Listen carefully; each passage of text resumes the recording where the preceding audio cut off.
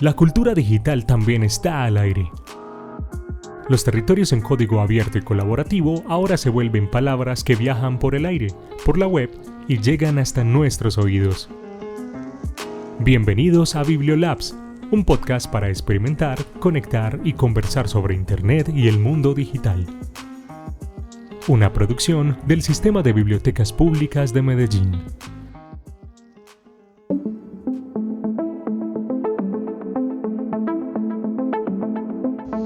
Bienvenidos y bienvenidas una vez más al podcast Bibliolabs, donde hablamos de temas que tienen que ver con la cultura digital. Mi nombre es Ana María Zuluaga, articuladora del Sistema de Bibliotecas Públicas de Medellín, y hoy estaré conversando con Camilo Giraldo, tecnólogo del Makerspace del Parque Biblioteca San Javier. Hola Cami, ¿cómo vas? Saludanos y contanos de qué vamos a hablar el día de hoy. Hola Ana, un saludo para vos y para todas las personas que nos escuchan. Bueno, nuestro tema de hoy será la educación en la era 4.0.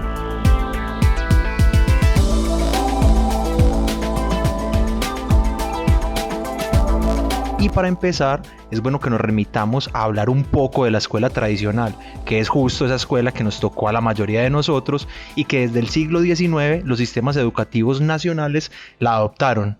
En esta educación, el aprendizaje se da de una forma memorística, donde básicamente a fuerza de repetición se aprenden varios saberes elementales y donde el profesor es el centro de la enseñanza usando el método expositivo, mientras que, por otro lado, el alumno tiene un papel muy pasivo y es un simple receptor de información.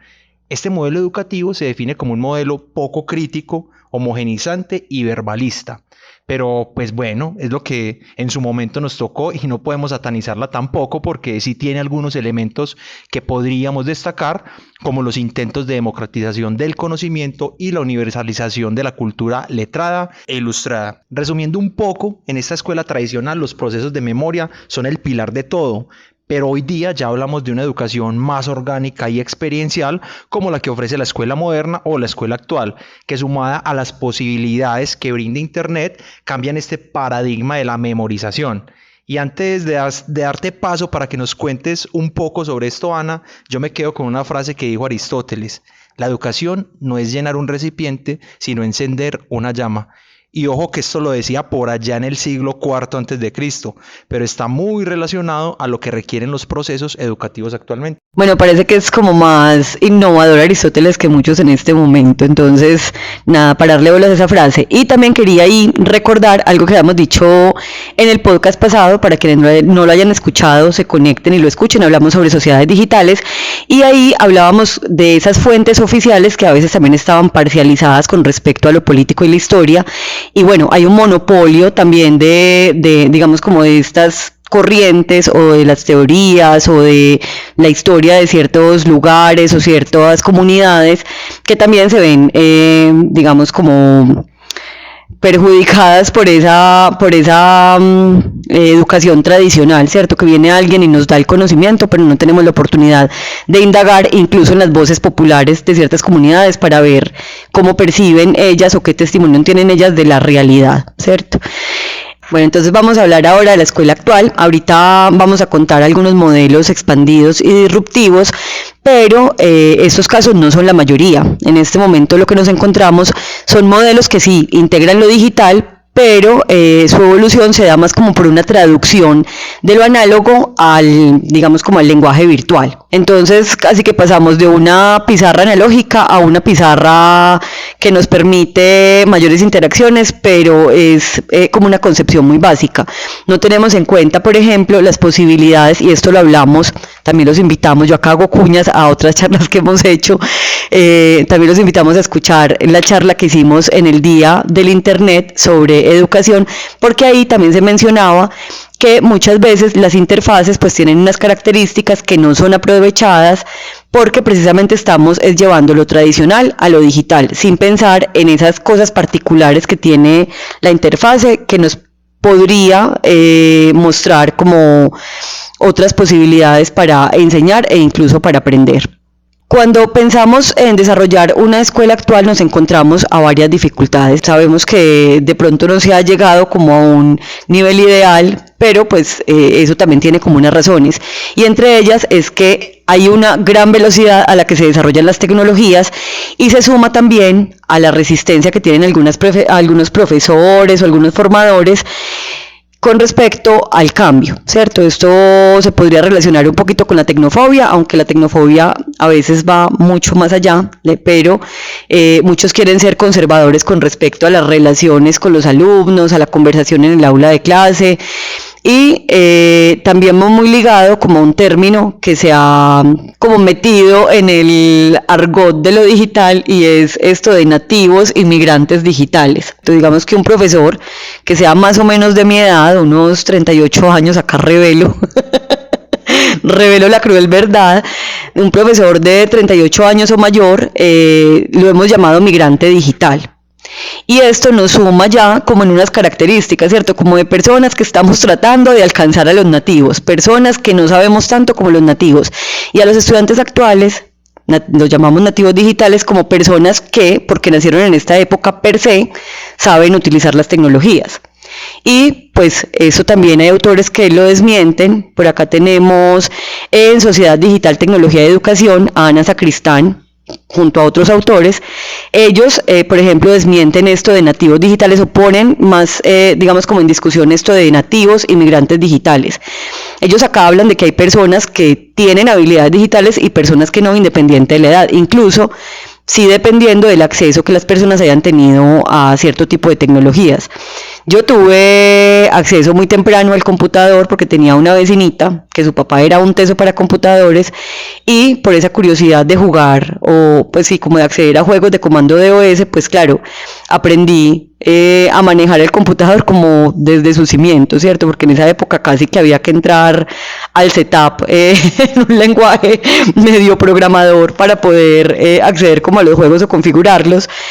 Pero también sé que hay muchos jóvenes que han nacido en esta época que posiblemente nunca hayan tocado un computador. Entonces ahí no podríamos hablar de que la persona que nació en esta época y nunca ha tenido acceso a computador, porque nació en esta época, va a tener mayor habilidad que de pronto una persona de otra generación que se haya tenido un acceso, digamos, como temprano, y que nunca se haya dejado como de vincular a estas tecnologías. Otra cosa que también influye, pues como la dificultad, son las resistencias a migrar, pues como con respecto a los valores actuales, lo que hablábamos ahorita de no renunciar como a ese diálogo entre las personas, a ese diálogo cercano, al contacto físico, pero pues eso también es un error, ¿cierto? En estos días conversaba con alguien, no voy a decir con quién, pero era también como del sistema educativo, y planteaba esto, como es que nosotros no queremos renunciar a ese encuentro.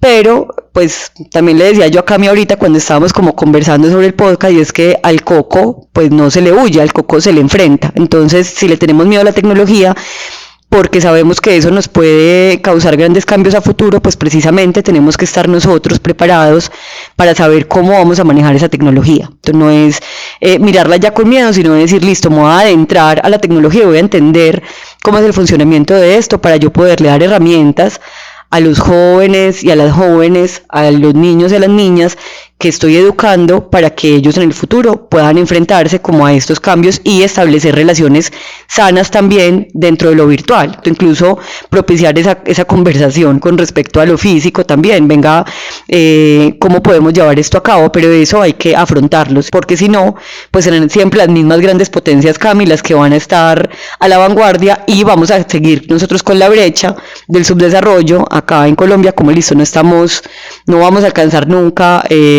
como las características que tienen otros países, y nos vamos a quedar pues como en estas realidades. Y bueno, no sé, Cami, si de pronto encontramos otras brechas en el camino y nos querés contar.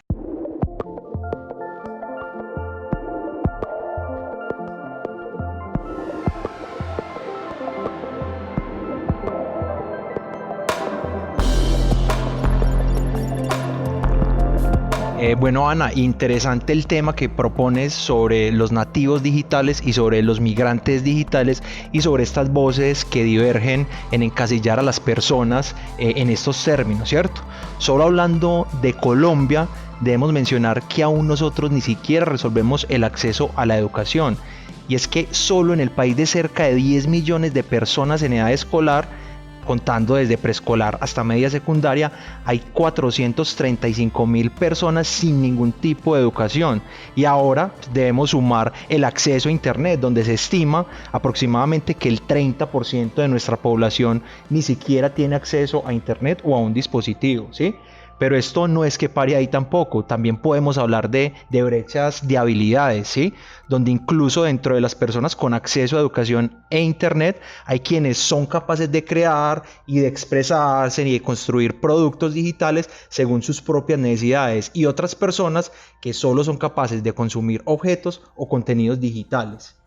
También encontramos algunas brechas respecto a la desactualización que sufren las personas que se forman en pedagogía y a la velocidad a la que van las necesidades de cambios en el modelo educativo, ¿cierto? Cada vez necesitamos de más herramientas digitales para tareas específicas dentro de la educación, y obviamente pues con ellas todo lo que implica la cualificación constante para implementarlas y enseñarlas. Y Cami, a mí se me olvidó mencionar ahorita en la, digamos como en la educación actual, un término del que se habla mucho, que es la código alfabetización, ¿cierto? Code literacy. Y es un movimiento que nació en Estados Unidos y busca enseñar lenguaje de programación a los chicos y chicas desde el colegio, ¿cierto? Como para que eso esté muy inmerso en nuestro lenguaje, casi como uno decir, listo, la escuela es bilingüe, no, ya va a ser trilingüe. Entonces ya se le da primacía al inglés, a la programación, obviamente el inglés también es la base de la programación, y a la lengua nativa. Entonces ya los colegios prácticamente van a ser trilingües. Pero ahí me surgen unas preguntas. Por ejemplo, ¿será que los profesores con énfasis en pedagogía, o las carreras que tienen énfasis en pedagogía, también tienen código alfabetización en el pensum? Es decir, ellos tienen este conocimiento para poder integrar precisamente la programación, no solamente como algo de sistemas o de robótica, sino cómo esa programación también puede hacer transformaciones en la materia que ellos están dando. Otras preguntas que tenemos frente a la brecha y a la velocidad es cuánto tiempo puede llevar a actualizar el pensum de una carrera en tiempos de tanta velocidad, o comprenden los profesores cómo se integra la tecnología no solo como herramienta, sino dentro de su rama temática, pues que ya lo mencionábamos con la código alfabetización, pero no solamente eso, sino la tecnología en general. Entonces, ya que Cami acaba como de enunciar estas brechas que tienen que ver con la metodología, también tendríamos que hablar de otras que hay que tener en cuenta, y es el tema de la infraestructura. Una escuela que está adaptada a lo digital no es solamente de la metodología, sino que requiere un presupuesto. Y acá se van a generar muchas otras brechas, porque habrán países con un presupuesto, habrán países con otro presupuesto, habrán escuelas privadas con capacidad, habrán escuelas públicas con más dificultades. Y en cuanto a recursos, pues muchas tendrán robots, proyecciones 4D, aplicaciones de gestión y autogestión de aprendizaje, herramientas que permiten desarrollar habilidades aplicadas, juegos de aprendizaje, laboratorios, equipos con capacidad para producir y enseñar el uso de diversos software y las licencias de los software, y todo esto pues se traduce, por supuesto, en tener que tener un dinero para comprarlo, ¿cierto? Entonces ahí pues se generaría otra brecha. Entonces, ¿cómo cada escuela desde su capacidad va a adaptarse a digamos como a esta realidad digital?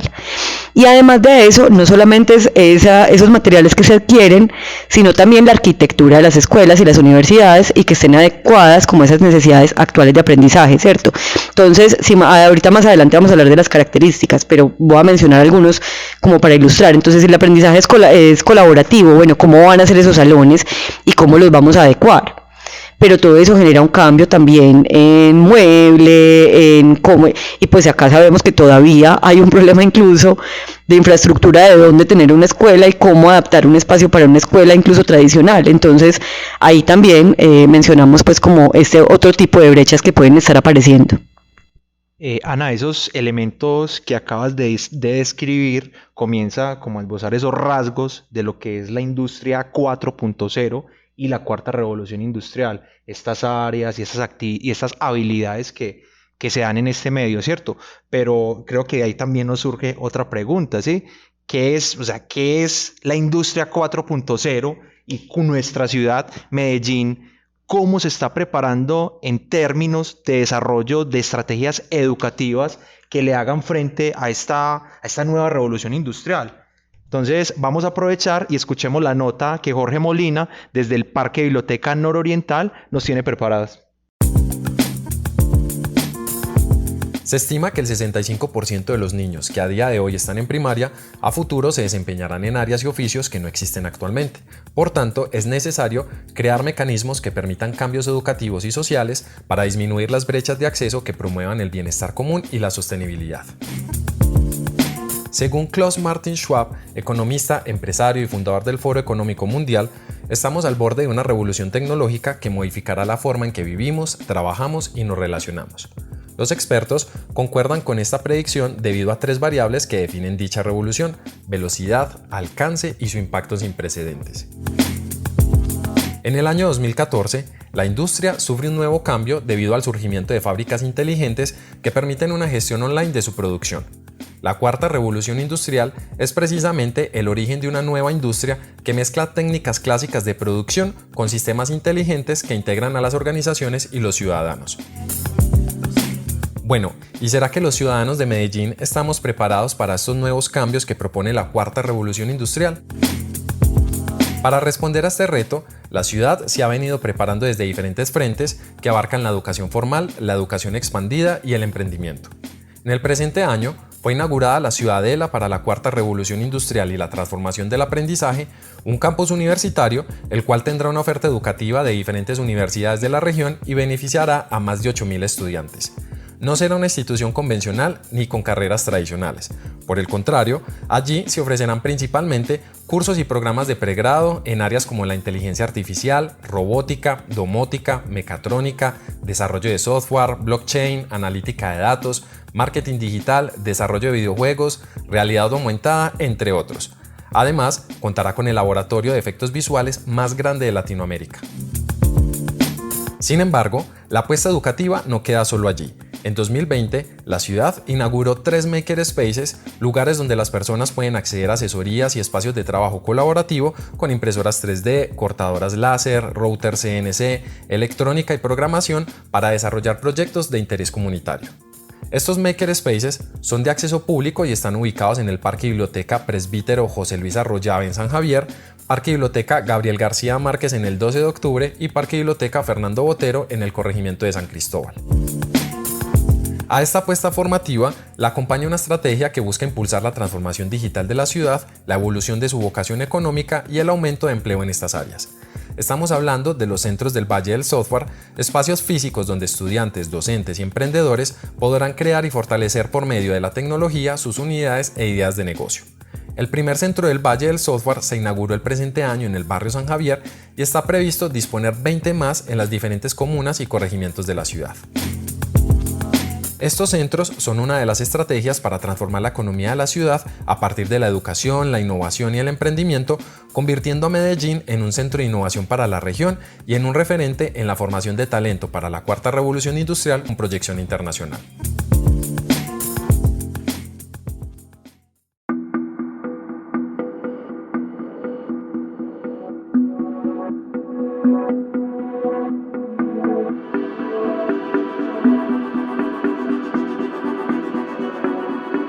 Bueno, ya saben que el Sistema de Bibliotecas Públicas de Medellín también se suma a esta apuesta de ciudad para aportar al desarrollo de habilidades para la cuarta revolución industrial a través de los Makerspaces. Así que si requieren más información sobre estos espacios y los procesos que se llevan a cabo en ellos, pueden escribirnos a los correos makerspace.sanjavier@bibliomed.gov.co y a makerspace.12deoctubre@bibliomed.gov.co y a makerspace.sancristobal@bibliomed.gov.co, ya sea el maker que quede más cerca a su lugar de trabajo o a su vivienda, pues pueden requerir la información allí. Y aprovechando esta cuña que se le hace a los makerspaces desde esta nota y un término que mencionó J allí mismo, conversemos sobre un tipo de educación que no es nueva, pero que marca la tendencia en estos momentos. La educación expandida, que por supuesto tiene que ver mucho con ese espíritu de las personas makers, ¿sí? Contanos, Ana, ¿qué es eso de la educación expandida? Bueno, la educación expandida es un término acuñado por el colectivo español SEMOS 98, hace ya bastante ratico, para referirse a una educación que tiene la característica de la ubicuidad, es decir, es una educación que puede suceder en cualquier momento y en cualquier lugar, así como nos está pasando con las reuniones de trabajo y con todo, ¿cierto? En el bus, en el baño, en cualquier lado, ahí estamos en reunión. Asimismo, es ese don de la ubicuidad con respecto a la educación. Incluso hay literatura que habla de U-Learning o aprendizaje ubicuo. Aquí caben también los tutoriales que se desarrollan en Internet y que apuntan a otra sigla, la era digital nos llenó de neologismos, pero a la modalidad Do It Yourself, con la sigla DIY, que significa hazlo tú mismo. Y es digamos como una formación que busca irrumpir con el sistema tradicional educativo, pero a su vez también busca irrumpir con el mercado, pues por lo general estos tutoriales se encuentran de manera abierta para que las personas lo vean, se interesen ya sea en seguir la receta o el paso a paso hasta la construcción de un objeto o en el desarrollo de habilidades que la producción de ese objeto puede proveerle, ¿cierto? Al final es un tipo de aprendizaje que se obtiene por la decisión del estudiante o de la persona de manera independiente y que tiene mucho que ver con el aprendizaje a través de proyectos. Otra siglita por acá que nos relacionan es el SDL, Self-Directed Learning. Acá nos perdonan el inglés, no somos ni bilingües ni trilingües del todo, pero nos defendemos, y se refiere más al conocimiento autodidacta y más independiente, donde quien quiere aprender selecciona temas, materias, intereses particulares y además autogestiona la forma de acceder a dicha información. Esto me hace acordar, Cami, por allá de cuando decían que el abuelo o tal señor era honoris causa, ¿cierto? Es decir, esto no es nuevo, ese espíritu está desde hace mucho tiempo, solo que ahora nos exige un poquito más recuperar como esa capacidad de venga, a mí me interesa aprenderme este tema y yo casi que me voy a profesionalizar solo, leyendo y buscando y consultando la literatura o los videos o el contenido que haya con respecto a algo. Contanos, Cami, de pronto si vos tenés por ahí más ejemplos de educación expandida. Claro que sí, Ana. Aprovechando este tema que traemos sobre el conocimiento autodidacta, vamos a hablar de los MOOCs o los Massive Open Online Courses, que son unos cursos masivos que se encuentran abiertos en Internet para que la gente pueda acceder libremente a ellos y que los tenemos pues de diferentes tipos.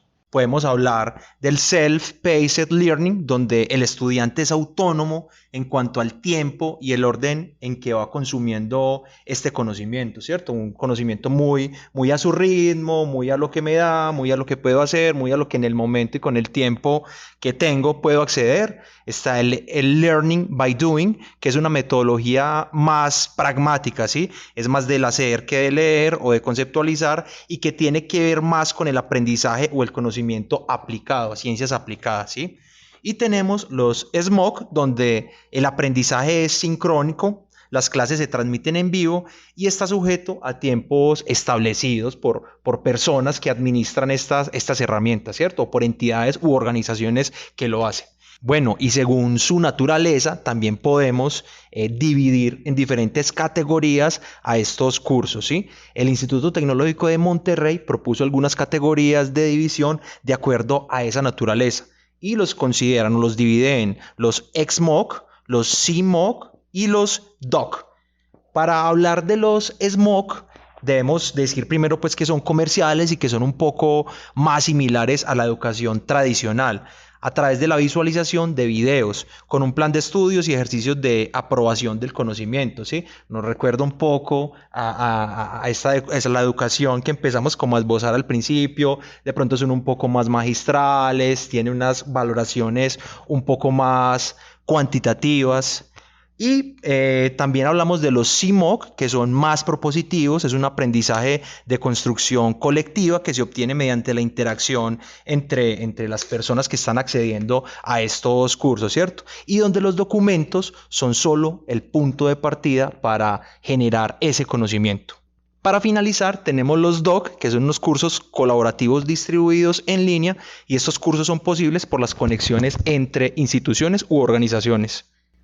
Ese último me parece muy bello, pues porque es la participación de distintas instituciones para generar un conocimiento que a su vez también permite conectar estudiantes, ¿cierto? Eso sí tiene una naturaleza completamente en red y digital. Pero además de eso, también el Instituto Tecnológico de Monterrey habla de una clasificación de acuerdo al alcance. Entonces están los BOC, que son similares a los SMOC. Acá estamos haciendo un trabalenguas impresionante, pero estos BOC se llaman Big Open Online Courses, o sea que son también cursos grandes, pero con un límite de participantes aproximadamente de 50. Luego siguen los SPOC, que hablan de small, o sea, son más pequeños. Es una infraestructura del MOOC, pero con un alcance pequeñito, y además puede tener algunos contenidos de forma privada. Recuerden que la naturaleza del MOOC normal es precisamente los recursos abiertos, no tiene certificación necesariamente, pero en esta clasificación que es el SPOC, sí puede tener algunos contenidos privados. Ahora que mencionas estos SPOC, Ana, me recuerda un poco como a esa apuesta que ha tenido el sistema de bibliotecas en la generación de sus propios MOOCs para trabajar todo el tema de alfabetización informacional, ¿cierto? Que es un poco más íntimo, un poco más de uso, digamos, a una escala menor, ¿cierto? Que no están tan abiertos en este momento, pero que bueno, que en algún punto también pensamos que se dispongan a toda la ciudadanía frente a otra oferta pues de MOOCs que estamos estructurando y que en su momento ya se dará a conocer. Efectivamente, Cami, la naturaleza de estos cursos, como al fin, están, digamos, caracterizados como un SPOC. Estuvimos también preguntando a algunas personas su opinión sobre la educación 4.0 y vamos a ver entonces qué nos dijeron. ¿Qué piensas, Cami? ¿Nos vamos? De una, vamos. Listo. El modelo de educación tradicional es un modelo obsoleto para mí. Ya tendríamos que haber hecho alguna discusión, algunos cambios acerca de esto. La historia nos ha dicho que no todo lo que aprendemos en nuestras escuelas y universidades nos sirven para la vida, mientras que la transformación en el entorno digital nos muestra que hay mucho por explorar, mucho por aprender. El modelo de educación tradicional siempre va a ser como más divertido para la generación joven. El contacto con tus amigos creo que siempre va a ser mucho más enriquecedor. El entorno digital nos brinda múltiples formas de resolver nuestros dilemas académicos. Tenemos que ser muy conscientes y tener un límite de hasta qué punto vamos a poner nuestras dudas en él. No podemos caer en la extrema dependencia de dejar a un lado el ser autodidactas. Igualmente, cuando se está presencial o no, se debe investigar por aparte, ya sea en físico, en digital. De pronto creo que afecta un poco más la parte social, pero la parte de investigación o de aprendizaje no la afecta tanto. Incluso la podría potenciar en cierto modo, que no estás tan pendiente de hacer amigos o compañeros. Bueno, por acá tenemos entonces diferentes opiniones sobre la educación de la industria 4.0. Pero vos qué pensás, Cami, de esta educación de la era digital. ¿Es más divertida, es más completa? ¿A vos te hubiera gustado estar en un colegio que implementara todas estas herramientas digitales? ¿O tenemos esa añoranza de, pucha, pasamos muy bueno en el colegio, no quisiera tener, pues, porque nos enfrentamos también a la realidad de la pandemia, que era como encerrados cada uno en su casa viendo a los compañeros por la pantalla, ¿cierto? Obviamente no tiene que ser así la educación, pero ¿qué sentís vos? ¿Como rico, qué envidia o cómo estás como frente al tema? Yo creo, Ana, que yo haría una mixtura como de ambos mundos y ambas educaciones, ¿cierto?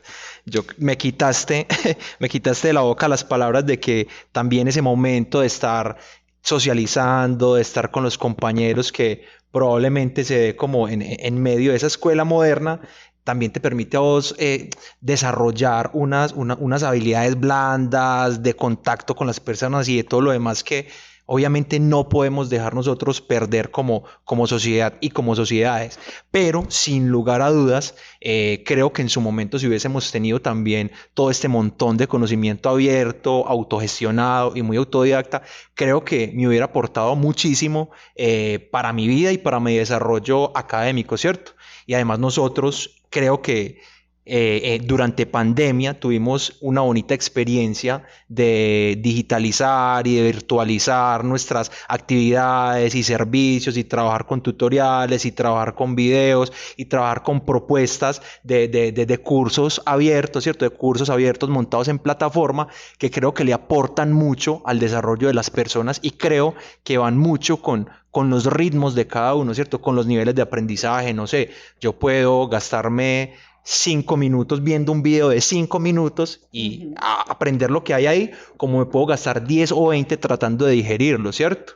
Y creo que también va muy de la mano de algo que nosotros conversábamos y era cómo yo hago significativo ese conocimiento. Cuando me contabas que durante la universidad tenías una habilidad muy tremenda para aprender los temas que se te asignaban, pero como con esa vertiginosidad de cómo consumías vos ese conocimiento, también así mismo se iba. Entonces creo que haría una amalgama de los dos mundos, estableciendo un modelo educativo ideal para mí. A mí hay una cosa que me parece, no la había pensado, sino que acá escuchándote hablar se me venía como a la mente el capítulo pasado. Yo estoy ahí pues haciéndole cuñas al capítulo pasado, pero creo que también en esa, digamos, en esa relación física con los otros o en esa formación de grupos o combos que hay en el colegio, también hay una necesidad de aceptación muy grande que a veces nos hace perdernos de experiencias, ¿cierto? Entonces, por ejemplo, el pelado que le gusta la poesía pero que no quiere que los compañeros se enteren que le gusta la poesía, entonces nunca accede al club de lectura, ¿cierto? Para no parecer, no sé, muy romántico, cualquier prejuicio que tenga la poesía frente a un grupo de adolescentes que están en furor de ser un poco más desatinados o lo que sea. Y me parecería súper bonito, súper potente esa posibilidad del anonimato y el avatar para poder acceder a varios temas que uno de pronto en el colegio se cohibía precisamente porque uno no tiene pues la personalidad o porque uno está buscando precisamente como esa aceptación, ¿cierto? También ser el bacaneado del grupo y no ser relacionado como con ciertas cosas que de pronto a uno en el fondo sí le gustan. Entonces eso me parecería como bacano, que también lo hablábamos la vez pasada, con que yo podía llegar a mi casa con mi pinta de metalera y escuchar reggaetón en la noche. Entonces acá lo relaciono también como con los temas de estudio, ¿cierto? Si yo, no sé, tengo interés por la astronomía o ahorita también mencionabas la experiencia, que vale la pena también retomarlo acá, y es que en los grupos que se convocan para temas de tecnología, a veces nada más hay 3 chicas versus 17 chicos, y también eso puede hablar de si las chicas sentimos un prejuicio por ser un poquito geek o gustarnos la tecnología, y uno diría, bueno, si obedece a un prejuicio, pues qué bacano que si hay un avatar o una posibilidad de anonimato, pues a lo mejor nos encontremos con un montón más y qué nota, aunque también pues hay que tener personalidad y ser parado, ¿cierto? Pero pues si de pronto nos da dificultad inicialmente, mientras terminamos también de desarrollarnos como personas, tener esa posibilidad, pues hay que explotarla.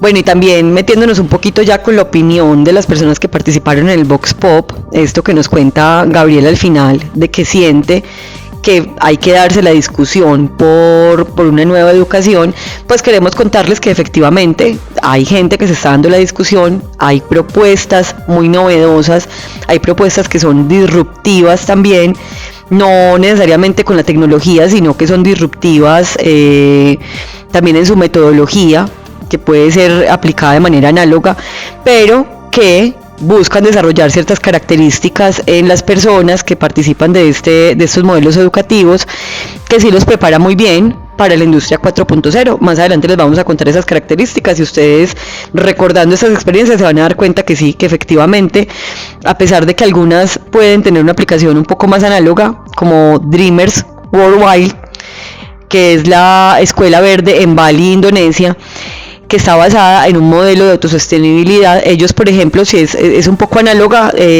construyen el currículo entre el profesor y el estudiante y se basan mucho, están como... Esa escuela está en una isla, Cami. Entonces, por ejemplo, para enseñar física te muestran cómo funciona un boomerang, porque el boomerang es útil en la isla para vos, no sé, cazar o obtener ciertos recursos, eso.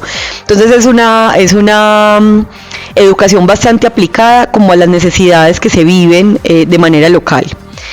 Hay otra que es el England Space Studio School, y me perdonan pues la chambonada del inglés, pero es una educación más inmersiva y busca desarrollar las habilidades de los jóvenes entre 14 y 19 años, ¿cierto?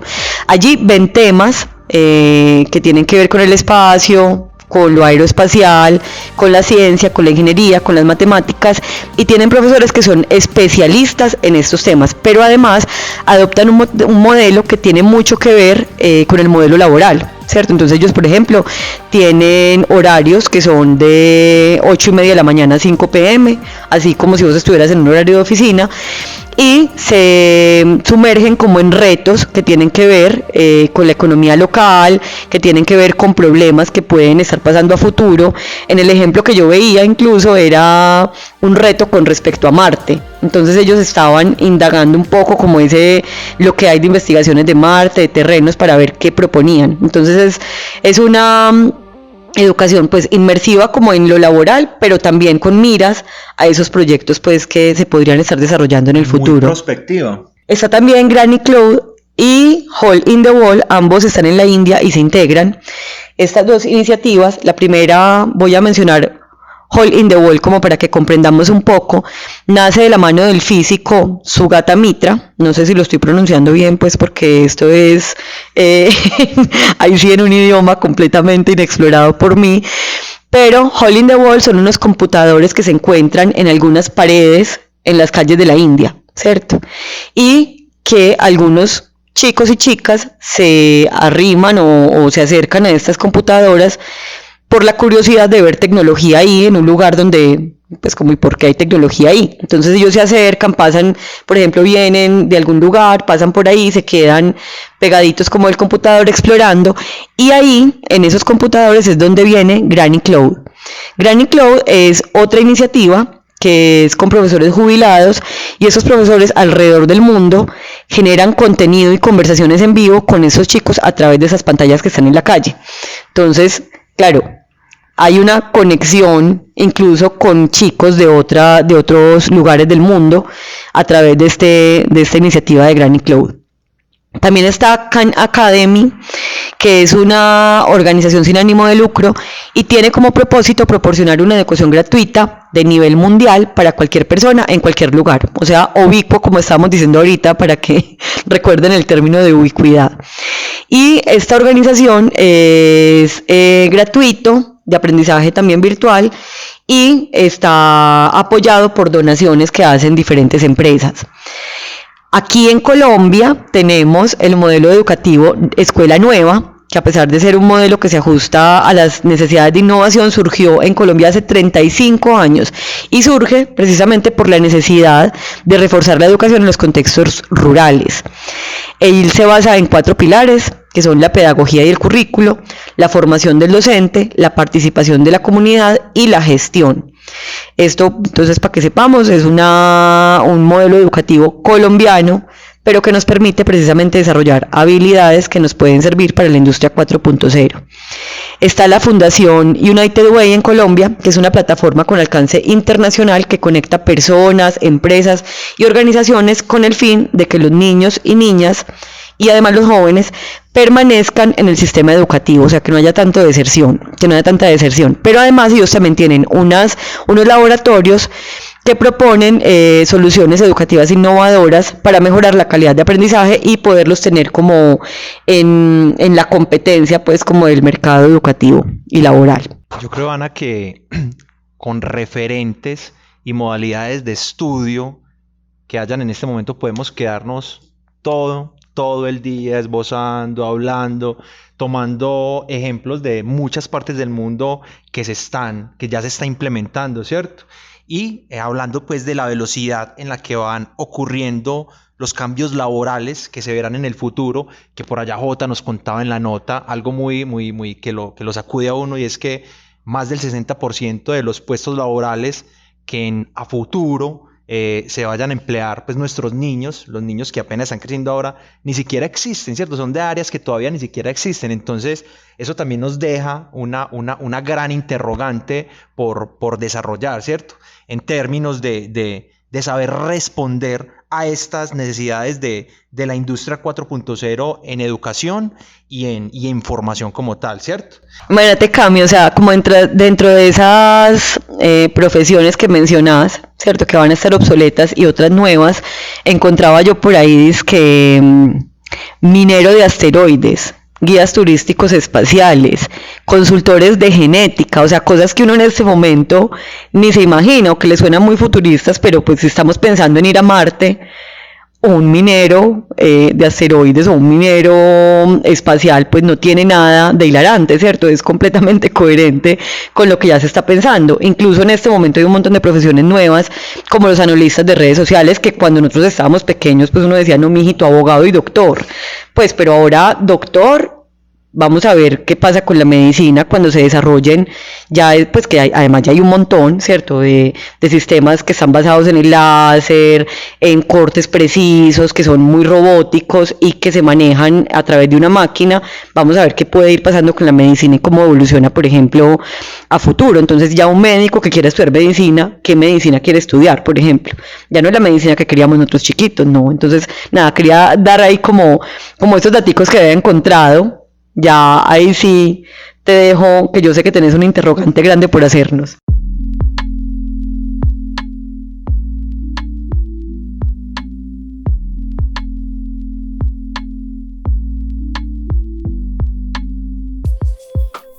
La propuesta es cuál debe ser el foco en la educación respecto a la industria 4.0. Que garantice herramientas que les permitan a las personas desarrollarse en esa realidad que empezamos a vivir, ¿sí? Beatriz González, ingeniera industrial de la Escuela de Ingenieros de Bilbao y la Escuela de Artes y Oficios de París, nos deja una reflexión bastante importante. Las máquinas son buenas contestando preguntas, los humanos somos imbatibles haciendo preguntas. La tecnología para la cuarta revolución industrial ya está aquí. Si indagamos en la unicidad del ser humano, seremos capaces de usarla para mejorar nuestra productividad y nuestro nivel de vida a largo plazo. Entonces, la educación 4.0 debe estar enfocada indiscutiblemente en el desarrollo de ciertas habilidades y podemos empezar a describirlas acá, ¿cierto? Habilidades que los algoritmos no pueden abordar, que solo nosotros como personas racionales, ¿cierto? Podemos o estamos en la capacidad de hacerla. Saber encontrar la información de manera selectiva y crítica, evaluar sesgos, errores, amarillismo y sensacionalismo, que creo que nos hace bastante falta como sociedad. La capacidad de reconocer noticias instrumentalizadas, ¿sí? La consecuencia de la educación tradicional, la que estamos viviendo, de la que estamos haciendo pinitos para salir, es que las personas lo creen todo, ¿sí? Todo lo que les llega y son soberbios ante eso que tienen ahí y ante el error, ¿cierto? Y ante información parcializada que les llegan y se casan con esa versión y se casan con esa noticia o fake news que les llega ahí, ¿cierto? Y son incapaces de aceptar el cuestionamiento sobre lo que ven en internet, sobre lo que les está llegando al WhatsApp, sobre lo que la cadena del correo le trae, ¿sí? Ahí me haces acordar de las 3 edades de la mirada de Regis Debray. Acá pues como por citar otro librito, él habla de la mediología, es decir, de esos medios de comunicación, y él pone según las épocas unos dictones de autoridad, o sea, ¿qué dicta la autoridad según la época? ¿Qué dicta esa verdad? Entonces él primero hablaba del libro, el libro, lo que dice en el libro es lo que es, lo que yo veo, luego lo que yo veo en la televisión es lo que es, ¿cierto? Luego, ahora es lo que se simula en internet, es lo que es. Yo comprendo, por ejemplo, que para mi mamá o para mi papá o para, no sé, mi abuelo, sea a veces difícil de identificar que un video se puede editar a tal punto que parezca que una persona está diciendo algo que nunca ha dicho, ¿cierto? Entonces, también comprendo que digan, pero es que yo lo vi en el video diciendo. Con los deepfake, que es exactamente la persona verbalizando y vocalizando, pero obviamente pues una cara puesta en un cuerpo que no corresponde, en una situación que no corresponde. Entonces, claro, esta educación tiene que prepararnos para lo simulado, porque es que ya está aquí incluso hasta los hologramas, o sea, ya cuando me lo entiendes, yo estoy volando lejos, pero ya, no sé, yo me imagino que en algún momento vamos a ver como a la persona acá parada y a lo mejor ni ella va a ser, sino que va a ser una ráfaga de luces. Los supersónicos. Y uno pensando pues que no sé, que el que le gusta le está coqueteando y mentiras, que era un holograma y cualquiera pues, no mentiras, pero sí nos deben preparar para la simulación, pues debemos estar preparados para cuestionar todo el tiempo si eso que está ahí al lado es real o no. Y retornando, Ana, a estas capacidades, creo que también esa capacidad de trabajar en grupos con con otras personas o con otras máquinas que hagan esas simulaciones a las cuales te estás refiriendo, la capacidad de administrar diferentes tipos de inteligencia, habilidades de comunicación en todos los niveles, participación en grupos de trabajo remoto, empatía, pensamiento crítico, flexibilidad y la capacidad también de aprender constantemente, ¿sí? Por la cantidad de versiones tecnológicas que tendrán o que tendremos que enfrentar o que ya nos estamos enfrentando, ¿cierto? También habilidades para descubrir por sí mismos, que creo que esto es lo que la nueva escuela nos ha aportado a nosotros bastante, ¿cierto? Como ese dejar ser, ese relegar la función del profesor a una proposición, a que sea un provocador, pero que las personas sean las que lleguen a sus propias conclusiones, pasando por sus propios errores y dándole valor a esos errores como una herramienta que sirve para edificar el conocimiento propio, ¿cierto? Ahí volvemos al inicio, prácticamente podemos decir como decía Aristóteles, pero sí es eso precisamente, ese espíritu de descubrir por sí mismos a través de la provocación, que sería el papel o el rol del docente. Del docente, ¿sí? Y dentro de las habilidades también es el concepto de ciclo educativo, ¿cierto? Que la formación es algo que itera, que es permanente, ¿cierto? Y que ese elemento de autodirección, sí, que yo puedo gestionar mi propio aprendizaje, también me mete en ese ciclo de repetición y de estar aprendiendo y de consumir esos contenidos educativos cómo y cuándo yo desee hacerlo, ¿cierto? La reinvención de las personas claramente será mucho más constante y lo estamos viendo con este empujón digital que nos empezó a dar la pandemia, pues creo que sería llover sobre mojado seguir expandiéndonos sobre esto, ¿cierto? Los cambios específicos de la formación superior en los cuales podemos encontrar las carreras cortas o por habilidades, certificaciones que permitan actualización constante de las personas y los ya mencionados, los MOOCs o los Massive Open Online Courses. Es que Cami, yo me pongo a pensar y por ejemplo nosotros tenemos pues una carrera, ¿cierto? Y los tiempos de actualización pues son como más paulatinos, en tiempos pues como más razonables. Pero pues a la velocidad que va esto, yo me imagino que las actualizaciones van a tener que ser instantáneas, incluso de cambio de carrera, ¿cierto? Como decir, bueno, ya no puedo ser programador, eso por mencionar el artículo que estábamos leyendo en estos días que me compartiste, que ya voy a ahondar un poquito en el tema, sino que listo, ya tengo que ser otra cosa, ¿cierto? O analista de datos, como va a hacer minería Marte, no sé, como las carreras se van a empezar a volver obsoletas fácilmente. Entonces en estos días veíamos esto, me acordás la plataforma, soy de GitHub, donde había ya como un desarrollo para que el código se fuera generando prácticamente solo. El copiloto de Microsoft. Eso, entonces uno decía, listo, y ahora hay un montón de pelados volcados, pues con esto no quiero decir que deserten pues de las carreras de programación, porque hay que conocer el lenguaje a profundidad para poderlo intervenir. O sea, yo sí considero muy importante en este momento conocer ese lenguaje de programación, pero mira, en este momento hay un auge donde uno dice, no, esto es una carrera, como decir antes ingeniería de petróleos, que era la que uno decía, no, esto me garantiza pues la vida económicamente tranquila. Y ahora más o menos esas carreras que te permiten como llevar a cabo ese ideal de vida, una de esas es la programación. Entonces muchos están volcados a hacerla porque claro, no está ligada a un espacio, te permite viajar, te permite ser un nativo digital mientras trabajas, pero en algún momento ya no se va a requerir programadores porque va a haber un montón de máquinas programando, ¿cierto? Ya la programación va a ser otra cosa. Entonces esa obsolescencia de las carreras también requieren precisamente esas habilidades y esa que estábamos diciendo, esa habilidad para descubrir por sí mismos, esa habilidad para buscar cosas nuevas para actualizarnos, para hacer esos cursos cortos, tener la disciplina de sentarme ante lo virtual y cumplir yo con los tiempos que me propongo. Y por eso, por esas características y por eso a lo que nos vamos a enfrentar, les queremos dejar un recomendado. Hablando pues de esa importancia de la autogestión en la educación, no los queremos dejar entonces sin la aplicación del día, una herramienta muy útil que nos va a compartir Mariana Ortiz de la Biblioteca Pública Santa Elena. Entonces escuchémosla a ver a qué nos va a invitar Mariana el día de hoy. Planear clases, evaluar trabajos, gestionar información, cumplir con reuniones puede ser un poco caótico entre el día a día. Hoy en nuestro podcast Bibliolabs te contamos sobre una aplicación que será de ayuda para hacer del trabajo algo más fácil y organizado, útil tanto para profesores como para estudiantes. Esa aplicación se llama Todoist y propone desde su nombre poder hacer de todo en un solo lugar, pues se pueden gestionar nuevos proyectos y subproyectos, gestionar tareas en múltiples plataformas, asignar tareas y generar productividad. Es limpia, sencilla e intuitiva. En su versión gratuita podrás encontrar un límite de 5 proyectos activos y no archivados a la vez, subida de archivos, invitados por proyecto y tareas por proyecto. Es como tener todo lo que se necesita para el trabajo en un mismo lugar, además de poder sincronizar la aplicación con cualquier sistema operativo. Con Todoist se pueden organizar proyectos por temas y subtemas, por ejemplo, materias como inglés y subtemas como el verbo to be, entre otros.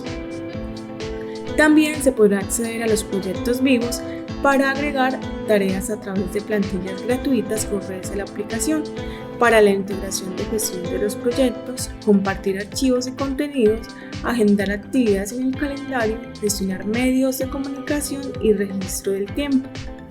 Todoist es una aliada para tener ideas claras de lo que se debe hacer, generar niveles de prioridad y observar el avance de los procesos. Aunque la aplicación no está enfocada solo para profesores y estudiantes, se encuentra una opción de educación en la que hay diferentes categorías y plantillas de utilidad para diversos temas como el aprendizaje de idiomas, planificación de un semestre, calificación de informes, estructuración de clases y añadir las evaluaciones para los estudiantes. Existen otras alternativas que puedes utilizar como Google Tasks, Trello y TweetTrick, y aunque su enfoque no es precisamente el estudio, te pueden ayudar a gestionar tus labores de una forma adecuada, eso sí, con menos dinamismo a como lo propone Todoist.